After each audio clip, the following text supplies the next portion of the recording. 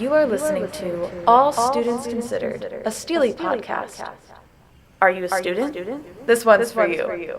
Do you want to consider students? This one's also for you. All right, guys, we're going to discuss the reading that I assigned last class. I expect you guys to all have done it, and I'm really excited to hear your thoughts. Anybody? Anthony? Sorry, Professor. I don't have anything to say about the readings. Man, why is it so hard to hold a group discussion with the students of William and Mary? If only there was a podcast that could help. That's good. Okay. Welcome to All Students Considered. I'm Claire Hogan. And I'm Jacob Hall. So let's talk about the name of this podcast. What do we mean by All Students Considered? So the idea is that this podcast will have different episodes about a lot of different aspects of student life, particularly here on the William and Mary campus. We're going to investigate different things that happen within the classroom and different ways that students approach their academic lives, and hopefully draw out some really interesting discussions. We're trying to get feedback from students for professors, so you understand the people that you're teaching. We're hoping to bring on some really fun interview guests along the way, so it should be a really good time. Today's episode is about group discussions. Yeah, that's right, we're going to have a group discussion about group discussions. Very meta. So we're bringing in some of the student partners here at the Studio for Teaching and Learning Innovation to tell us more about what they think about group discussions in their classes.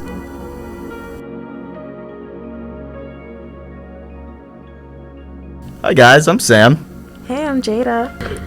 Hey, I'm Katie. Jacob here. And I'm Claire, and we're all student partners here at the Studio for Teaching and Learning Innovation. It's almost like we're in the place where student partners go. Oh my gosh, that's Crazy. Today we are starting off our podcast talking about group discussions in the classroom and our experiences as students here at William and Mary. It's a group discussion. Don't touch that dial. What are our feelings about group discussions? Overall negative. No. Yeah, negative for Really? me too. Oh yeah. Oh my gosh, okay, can you tell me more about that? I think it can be very positive if it's like a safe and welcoming environment, if everybody is very invested. It can be a very positive thing. You get to hear thoughts from your peers. You get to kind of solidify your own thoughts by explaining it to other people. But I feel like the way that group discussions tend to happen is always very awkward, very stilted. People don't feel included. It's a strange format that we're working with. And so I feel like we just get lost there and we don't get to that positive outcome that we want. So what I'm hearing is good in theory, bad in practice. Yeah. That's what I would say. There's always that awkward long pause right after the teacher asks for like any input, and I'm usually one of the ones who doesn't raise their hand. I am more of a listener than I am a talker, which is kind of shocking since you guys know me personally now. But yeah, no, there's always that awkward silence, and it just makes things very weird. Yeah. Not a good vibe in the classroom. Do you like so you don't like the expectation of like having to participate in a group discussion? You want to like listen to the professor lecture and that sort of so it? A lot of my classes are very reading heavy. Okay. So it helps me more to kind of like listen to everyone's like thoughts and see their different perspectives than it does for me to toss out like my half-baked idea about what I might have read. I think when they're done well, I love group discussions. I feel like they really help me process the information, and also just they kind of I feel like they can reassure you that your thoughts and your reactions to what you read or learned, they're valid. I'm always kind of like, am I taking away the right things? But then when you get to talk about it in a group, there's a sense of like, well, I'm not going to have the exact same takeaways from everybody, but I can hear what they think, and maybe they'll find my stuff valuable too. And so I think that can be really fun about them. And also, it can just be interesting to hear perspectives you don't know. it can be interesting to just really sort of get to process it. Like saying it out loud is a very different beast than taking notes or just reading it. What would get you to participate in a group discussion? Like, when do you tend to participate in class discussions, if at all? In one of my classes right now, we break into small groups. I enjoy like the small group back and forth aspect more than I like the whole like class talking back and forth to the teacher.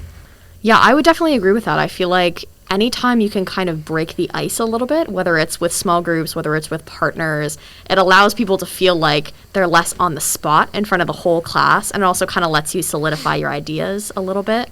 Yeah, I know, Jada, were you the one who had mentioned like a professor letting you write down ideas beforehand? Yeah, my professor in Art and the Politics of Memory, my call 150, she would make us post on Blackboard like a little 2-paragraph summary of like what we read and like maybe what we took away from it, and then the next day in class we would talk about it. But there was also still that lull like right after, like every single week there would be 2 people in the class that had to like lead the discussion, and right after they would ask their questions there would be like still a lull of like, okay, who's going to talk first? But I feel like in that class in particular it's kind of a different kind of feel, because it's like Art and the Politics of Memory. We're talking about monuments and memorials, and it's kind of like a heavy topic and kind of really controversial. So it's almost like, okay, who's going to say the wrong thing? Who's going to get canceled? Who's going to say something kind of dumb? Like, it's kind of that feel. But it's also kind of really exciting for me because it's like drama, and I'm like loving it. Have you seen that done well, where there are serious topics taken, into a serious discussion, but everybody feels like they can share their ideas? No. She's shaking her head. Mostly because I feel like now in this kind of culture, it's like if you say the wrong thing, you're finished. Yeah. That's an interesting feeling to have in a classroom, that like, even if you have a half-baked idea and you're sort of trying to develop it, if it is received in the wrong way, maybe that could have long-term consequences for you. Is that sort of what you're trying to say? Maybe not long-term, but it definitely gives the vibe like, oh, that person does not know what they're talking about. That person, like, please don't let them speak. That kind of vibe. Interesting. And you mentioned Blackboard discussion posts. I'm sure we all have some opinions on Blackboard discussions. Jacob, what's your opinion on Blackboard discussions? What's my opinion on Blackboard? I think that they are awesome in theory. Like, it's such a cool idea to have everyone log in and like share their ideas before class, and then we're all gonna show up and we're all gonna know what we think. I don't know. It doesn't feel like it works very well in the end because, for one, I have ADHD. I procrastinate a lot. I personally can't really guarantee that I'm going to go onto the Blackboard site at like a reasonable time the day before and, fill out this thoughtful, feedback form about the reading. Oh yeah, I'm the same way. And then respond. Right. Well, and I think it's a cool idea. Like, for some people that might work really well for them, is what I'm trying to say, right? Like, there might be specific students who are like, yes, this is what I want to feel like I've already had a discussion before I come to class. But I think that Blackboard, for one, is just a very difficult website to navigate. Yeah. I'm on this I've been like really mad about Blackboard over the last couple months, and I think that email could entirely replace Blackboard. I've been using Blackboard for about 10 years now, and I entirely agree. Yeah. Coming to William & Mary was the first time I've had to use Blackboard. At my old school, we used Canvas. Which is better. Yeah. Yes, it absolutely is in every single way. And Blackboard, I'm like already done with it. Like, don't y'all have money for this? The Can't y'all like do better? stranglehold that Blackboard has on Virginia public schools is truly astonishing. It's amazing. Yeah. JMU had Canvas. It was great. Oh, But interesting. anyways, so yeah, I guess what I'm trying to say is that Blackboard discussions, in my opinion, don't really end up working very well. I'm also I like in-person discussions. Like, I hear you guys say, well, I don't really necessarily want to speak up in a class. For me, I'm the absolute opposite. Like, if it feels appropriate, if it feels like I really want to ask questions and like bring some sort of weird perspective to talk about. And usually I'm trying to dial that back as much as I can, just to not be like that guy in class Yeah, who's I'm like sure doing too. that all the time. But I think it works well. I don't know. But, I am sometimes aware when I'm in a class that it's me and that one other student, and we are asking 95% of the questions, right? And like, it kind of feels like I'm getting a lot out of the class, but sometimes I wonder, like, what does that Sam Vito sitting next to me really think about this? You know, like, would he rather the professor do most of this lecturing, or is it okay with them that most of these questions are getting asked by myself, you know? Yeah, I'm the exact same way. I'm the person, like, if there is a lull, I'll be the first to speak, and then I'll be like, okay, I had my turn. What else y'all got to say? What do y'all have to say? Yeah, But then I'll just keep on talking because I'm like excited about the topic, and I'm like trying to like voice my opinions. And it's like, if it's something that's like really interesting to me, I'll definitely talk about it. And if it's something that's like not really interesting, I'll try to curtail to something that I am interested in and try to change the whole topic. But like, yeah, I absolutely agree. I'm like the one person that like tries to like kind of overtake, but not really, the discussion, especially if I feel like there are other people who like don't really want to speak and like are uncomfortable. I'm like, okay, let me just keep on talking so like these other people won't have to, since they clearly don't want to. So I almost feel like it can be an option, like either show up to class and discuss, or like post something on Blackboard if you're not comfortable with that.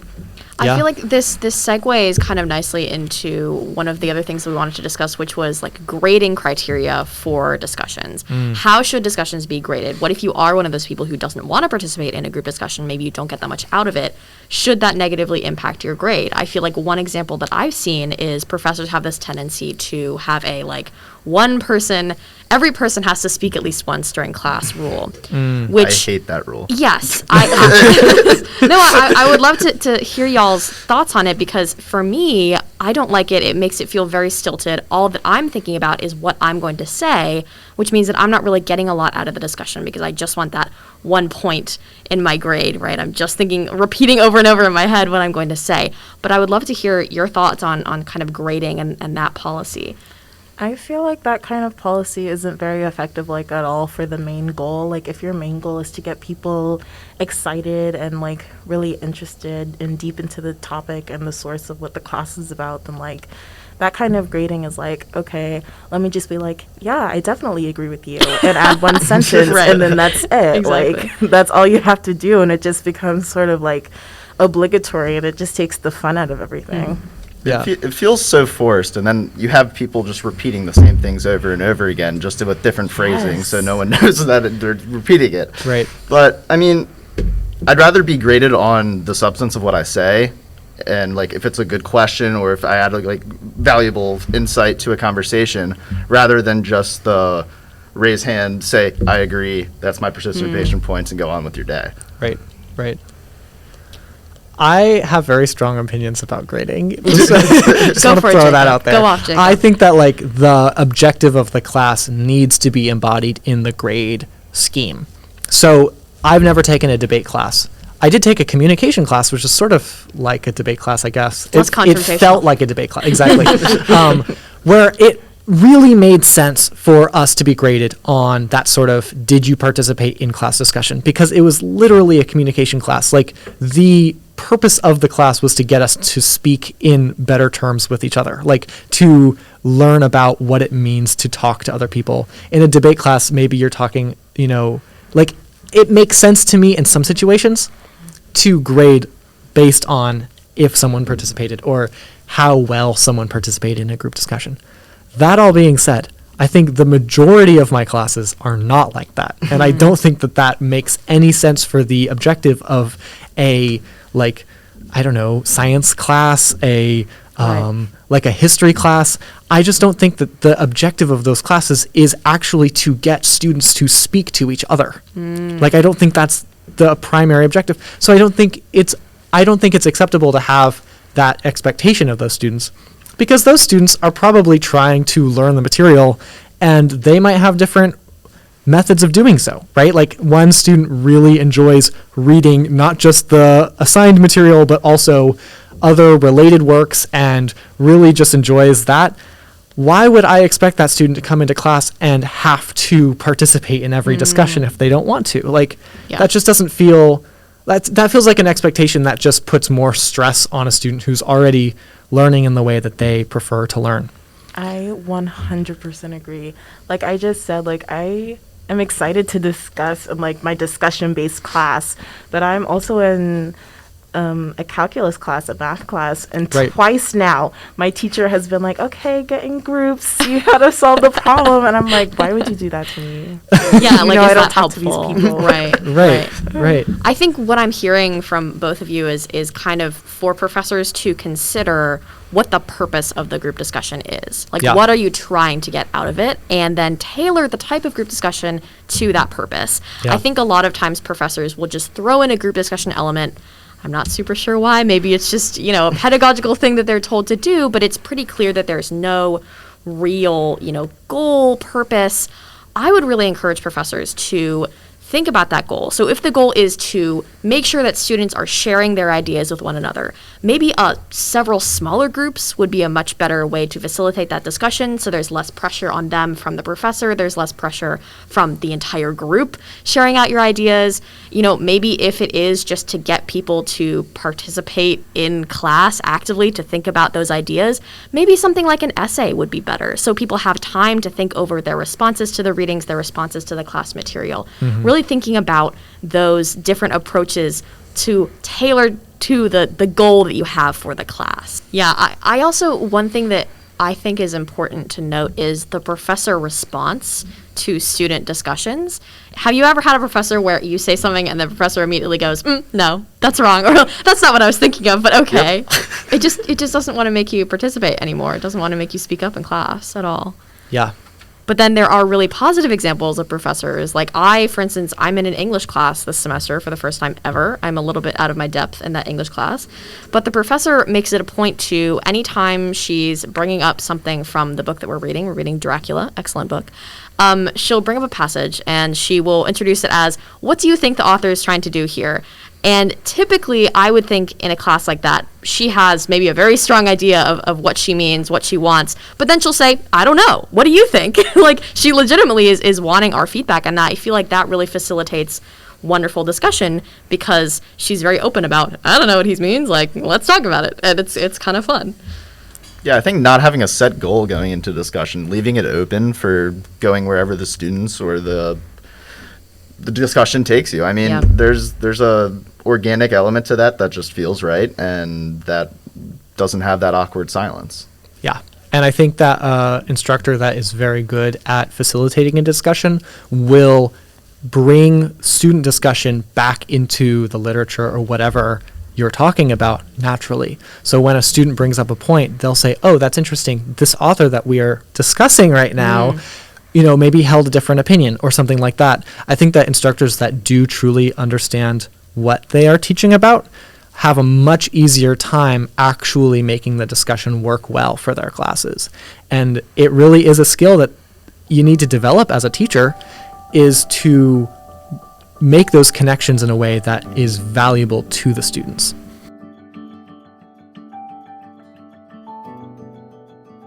You are listening to All Students Considered. Don't miss a moment. This is All Students Considered. Hey guys, I'm Katie Shyness, and I am interviewing Professor Amy Cork from the Sociology Department. Professor Cork, I've had the privilege of taking 2 of your classes in the past, and both of them have been really based in group discussion, so clearly that's very important to at least some classes you teach. So just to start really simple, what would you say is the importance of a good group discussion in learning? Like, why not just stand up and lecture for a couple hours? Besides the fact that I'm too boring for that, you couldn't bear to listen to me for that long. But I think that group discussion is really important, because we know that the more students are involved in their learning, the more they're going to learn, the more they're going to get out of it. And so group discussions are important for students doing the work of critical analysis in class. That's what we're trying to teach you. In sociology, we're trying to teach you to critically analyze the world around you. And we want you to be practicing that skill and engaging in that skill during class. And I think group discussion is a way to develop those skills. What challenges have you come across in fostering those group discussions in all your years? So of course, it's easier for students not to participate and sit quietly in the back. And some students are more introverted, and it's hard to talk in class. But I think that engaging in group discussion is important because that's also a skill we want students to develop. You're developing your critical analysis because you're working out your ideas in class, and you're also learning to speak in a group. And I think that one of the main ways that professors have traditionally encouraged group discussion is by giving you a participation grade. So we're going to reward you if you participate, and we're going to surveil you to see if you did or not. And that works to an extent, but I don't think it's the best way to encourage participation. Another important strategy that we use is to try to develop community in a class. I think that the more that we know each other and develop a rapport in the classroom, the more comfortable people feel contributing and taking risks. When you're developing those skills of critical analysis, sometimes we get it wrong or we don't quite get it. And so I think developing a community in the classroom can also be really useful for allowing people to feel, to be vulnerable and to try their hand at it. Of course, that's easier said than done. In a class of 12 or 15 students, if you're in a small seminar, absolutely, you can develop that rapport pretty well. But when you start trying to scale that up, so both of the classes you took, well, I guess at least one of the classes you took with me is 40 students. Mm-hmm. And so it's not impossible to develop a kind of community feeling and relationships in the class that big, but it's more challenging. And so I think that there are some other strategies we have to try to develop to make that work and be effective. Have you ever noticed anything you can do when you're assigning readings or in how you respond to students that helps facilitate group discussions or make them more comfortable and confident? Yeah, so I think that's a tricky line that professors have to tread, where we want to encourage people to participate, and we don't want to tell them, if you ask a question, you want to tell a student that you're wrong, right? Because that discourages people from participating. And so and on the other hand, we want to direct you towards kind of a deeper understanding, which means sometimes having to kind of point out where students go wrong.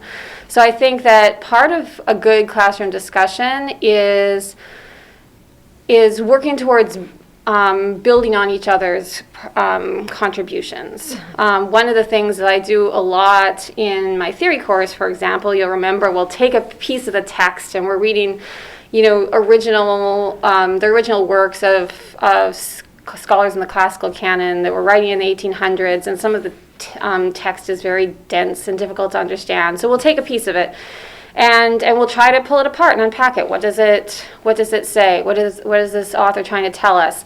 And often students' first guesses or first efforts to do that critical analysis isn't maybe quite right, or doesn't get all of the meaning. And so trying to kind of see ourselves as a team, we're working together cooperatively.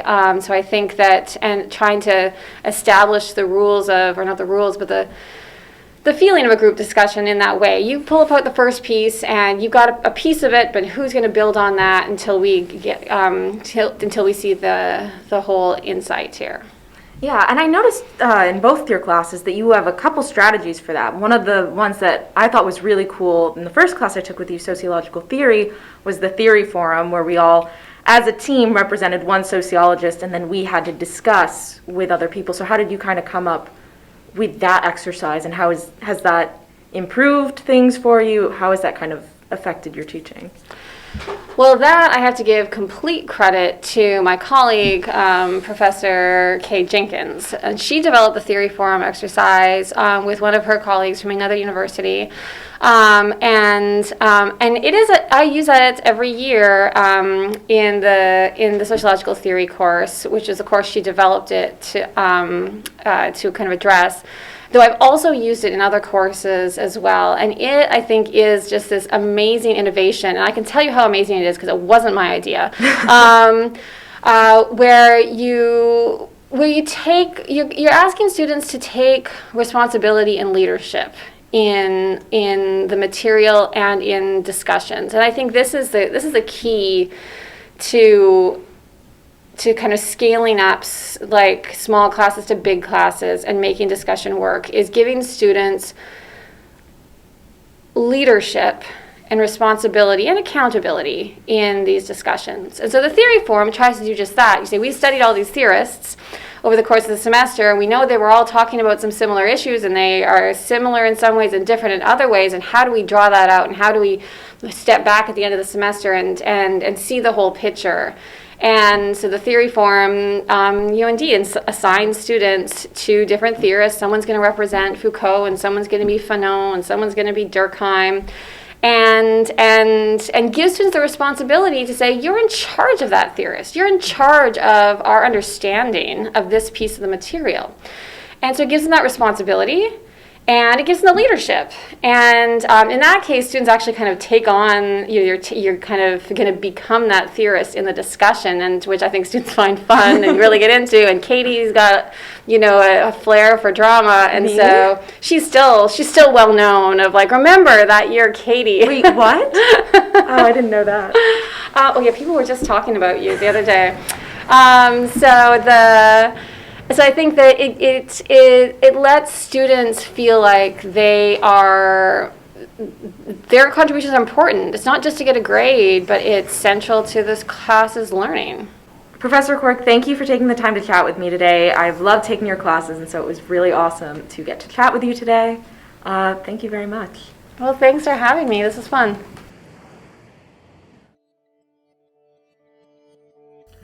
Get ready for Sam versus Claire! Go! So when we were discussing what our episode topics would be, we quickly landed on group discussions as one of the topics we'd like to delve into for an entire episode. And it felt like a good one to start out with because we all had a lot of feelings to share. As I'm sure you've noticed so far, we had a lot of things to talk about when it comes to our own experiences and how we approach group discussions individually. And when we were all sitting at this table talking about what this episode would look like, it quickly came to pass that Sam and Claire generally approach group discussions very differently from each other, and maybe approach class work and academic life in general much different from each other. Thank you, Jacob. That was a much nicer intro than I would have given it, I think. Likewise. I think I would have. I think I would title it High Strung versus Slacker. Sorry, the dichotomy. Slacker! I don't know if I totally agree with that one. It's more of relaxed. Yeah. No, I envy you. Go with the flow. I envy you in your relaxed state, honestly. Please, go ahead. I know you're prepared for this. Oh, like goodness. most classes. Okay, well, where I'm not. Okay, well, easy question. Are you the type of person who will speak up in group discussions? No. Whereas Sam and I are opposites in all things, and like this, I'm always the person where if there are crickets, I feel a pressure and I have to speak up, and I feel bad. You see, I also feel that pressure, but then I just sit there and don't do anything. You just ignore it. Yeah. This is interesting though, because are there classes where you do tend to speak up more? Yes. And there are also classes where I will not speak up at all. What do you think the difference is for you? How comfortable I am with the professor. So it's that like professor relationship. Mm-hmm. Huh. And I also just like, if it's a bigger class, I'm not gonna raise my hand. Yeah. And that's just not gonna happen. Because you'll know that people like me. Mm-hmm. Yeah, because I know you will carry the conversation. I can just listen, and then if I need to participate later on, I have a few points to go off of. Yeah. I think the personal relationship with the professor is definitely a big part of it. I feel like that's a factor for me too. If the professor is, very clearly looking for a very specific answer, I will not speak up because I feel stressed about it. But whereas if it's just sort of more free-range discussion, I definitely will speak up more. Have you had like a professor where that they've done something really good that's made you want to speak up in class? I mean, there's always certain conversations that I'll get dragged into. Kicking and screaming, dragged into the conversation. Do I really want to be here? Sam. Maybe not, but I'm here. No, like, there's definitely some instances where I do participate a little bit more than I usually do. Few and far between, yes, but they happen. I can't think of anything off the top of my head, though. No worries. No. There are definitely moments where, like, I feel like I have not gotten enough done today, right? And it's like, there's some expectation that I feel like I've never not been in that moment. There you go. That's right. But, And I feel I'm like, comfortable with improvising. yeah, right. So Sam, I imagine that you probably have moments where you don't feel prepared for something and you have to reckon with that. Yep. And it sounds like something that you're willing to take on, that's okay with you, and that's maybe how you succeed, right? Is being able to come into a situation not having read every reading or whatever, but still able to participate to the best of your ability. Yeah, I think improvisation is a big part of that, and big word, hard to say. Yeah. Claire, hit us with the takeaways. Sure. So if you're a professor looking for better group discussions, here's 5 things you can do to facilitate discussion within your classes. Number 1, think about your goal for the discussion and the size of your class. That should dictate the format for the discussion. If you want students to share with each other, consider small groups. That way, students can share without as much pressure. You can do whole class discussions, but they tend to work better with smaller classes. There's nothing worse than a group discussion with too many people. Number 2, pick engaging readings. It sounds obvious, but if the reading isn't interesting, students won't have much to say. Save your group discussions for days with particularly evocative readings. Nice work. Thank you. Number 3, pick good questions. Not all questions will foster good discussion. If it seems to be fizzling out, try a new one and don't get discouraged. Maybe even post questions ahead of time so students will know what they'll be discussing and they can prep their responses in advance. Number 4, match the energy of the discussion. When the professor keeps it high energy and positive, the discussion will always be better. And be sure to acknowledge and appreciate student responses. That way, they'll be more likely to respond in the future. And finally, set parameters and boundaries for discussions, especially on sensitive topics. Make it clear if discussions stay within the class so students feel safe sharing their own personal experiences. Thanks for joining us at All Students Considered.